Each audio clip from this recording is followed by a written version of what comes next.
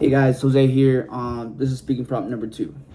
So, how many of you guys have been in an argument where both of you were so frustrated and so upset that neither of you were really listening anymore? Maybe you've had that with your parents, your siblings, your wife, your coworkers, whatever the case may be. But today I want to touch on how that happened with me and my wife and how we kind of persevered through it and how we fought through it, right? And so this kind of fits exactly into Cain and Abigail's four parts of interpersonal conflict. And I just want to talk about how, my interpretation of that. So, first off, the conflict, right? Like, what was it? What happened? So, we had a very important decision to make. She wanted X, Y, and Z. I wanted A, B, C, D. And we just couldn't come together about it, right? This was a very important, big life decision for us and moving forward, right? And so, as the conversation progressed, we didn't really listen to each other, and we only became focused on kind of proving that I was right or she was right. And so it was just like talking to a wall, right? From each perspective. For her, it's like, why isn't he understanding me? And for me, it's like, why doesn't she understand what I'm trying to say? And so we weren't even really communicating anymore. We were just literally basically yelling at each other, trying to tell each other, hey, you need to listen to me because I'm right. And then the other person's like, no, I'm right. Da da da da. And it was just back and forth, back and forth. So at that point, it was like, it's time to walk away from it and we'll come back at it again later, right? Cool. And so now let's touch on how this goes into the four parts of conflict, right? So the four parts of conflict, the first one is express struggle, right? So our express struggle is like, hey, I want this for us and I want us to go down this path. And she's like, nah, I think this path is better. And so that's our express struggle, right? And our second is our interdependence, right? Like, what is this going to affect in reality, right? Like, and then obviously we're married, right? We both affect each other's lives directly. She affects my life because I'm with her every day. I live with her. Like, we are sharing financials, right? Like, everything is shared now. Like, as when you're married, that is your person, right? Your worlds are now one. It's no longer her versus me. It's us versus the world, right? And so that's where the interdependence comes in.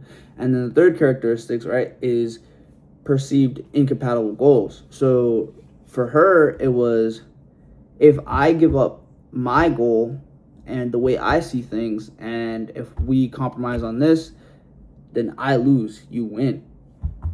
And same thing from my side. I'm like, no, like, there's no way that A can be true when B is true. It just wasn't possible, right? And so that's kind of where our goals are very different, and we needed to kind of find a way through. And so that's where the perceived incompatible goals comes in, right? And so the fourth characteristic is going to be scarce resources, right?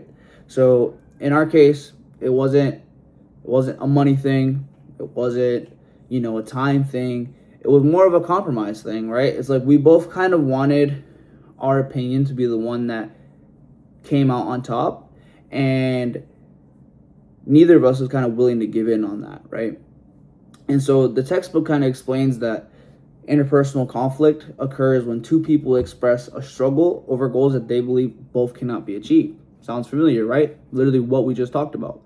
And so when I read that in the book, I was like, wow, like, that's literally us, at times. And I feel like everyone goes through that in life.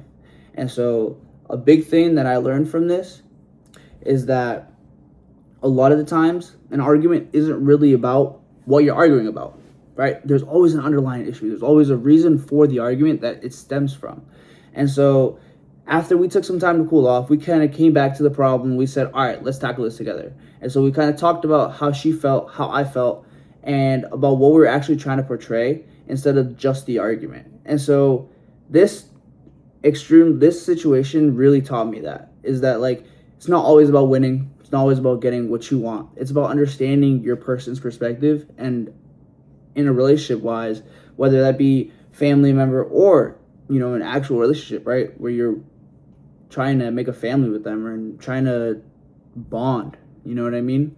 And so when emotions kind of start running high, you kind of have to take a step back, and it's better to stop while you're ahead then proceed onward just being driven by emotion.